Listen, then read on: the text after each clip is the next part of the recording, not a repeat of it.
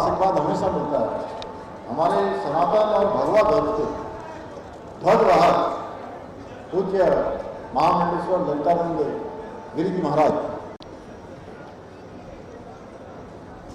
और सभी पूज्य संतगणों का मैं धर्म नगरी हरिद्वार में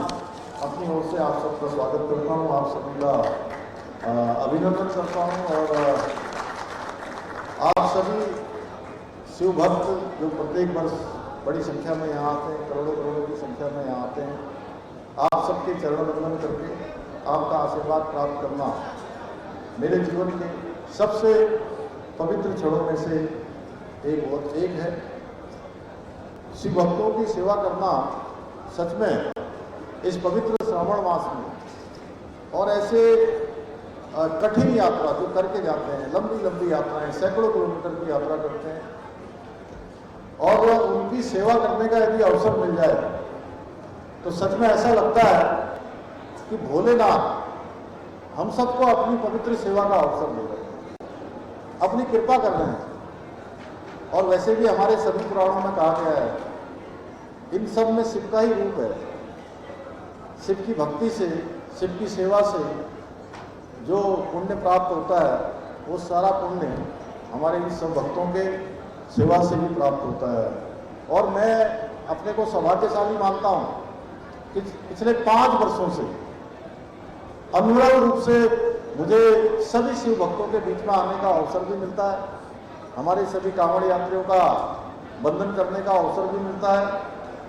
और आज विशेष रूप से मैं बधाई देना चाहूँगा सभी हमारे जनप्रतिनिधियों को भी, हमारे प्रशासन के लोगों को भी, कि उन्होंने आज यहाँ पर चिकित्सा के और जिसने शिव की सेवा कर ली, शिव का नाम जप लिया, सच में चाहे कितना भी जो है उसने प्रायश्चित से अपने पापों को काट पाया और न काट पाया, लेकिन इस शिव नाम से सारे भवसागर पार हो जाते हैं। इस जन्म के भी, पूर्व जन्म के भी, सब जन्मों के, और वो श्रद्धा से, भक्ति से अत्यंत प्रसन्न हो जाते हैं। और एक लोटा जलाभिषेक करने से जो सच्चे मन से अर्पित किया जाता है तो भगवान भोलेनाथ अपने भक्तों की सभी मनोकामनाएं पूर्ण कर देते हैं। और इसी अटूट आस्था के साथ हमारे करोड़ों करोड़ों शिव भक्त सैकड़ों किलोमीटर की कठिन यात्रा पूरी करके धर्म नगरी हरिद्वार से जल लेकर अपने अपने स्थानों पर पहुंचते हैं और लगातार बिना थके, बिना रुके, बम बम भोलों के जयकारों के साथ निरंतर अपने गंतव्य की ओर पहुंचते हैं। इसलिए ये कांवड़ यात्रा केवल एक आस्था का पर्व नहीं है, बल्कि ये सेवा, समर्पण और अनुशासन और सामाजिक एकता का भी महापर्व है। ये यात्रा हमें शिव भक्तों की सेवा कर पुण्य अर्जित करने का भी अवसर प्रदान करती है। और मुझे ये बताते हुए अत्यंत प्रसन्नता हो रही है कि इस वर्ष अभी तक 1 करोड़ से भी अधिक शिव भक्त सकुशल गंगा मां का जल लेकर अपने अपने स्थानों को प्रस्थान कर चुके हैं। भाइयों बहनों, आज आदरणीय प्रधानमंत्री श्री नरेंद्र मोदी जी के नेतृत्व में देश में सनातन संस्कृति के संरक्षण और पुनर्जागरण का अभूतपूर्व कार्य किया जा रहा है। चाहे वो काशी विश्वनाथ का कॉरिडोर बनाना हो, महाकाल लोक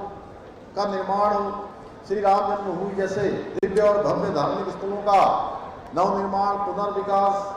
आज पूरी दुनिया भारत की सांस्कृतिक चेतना का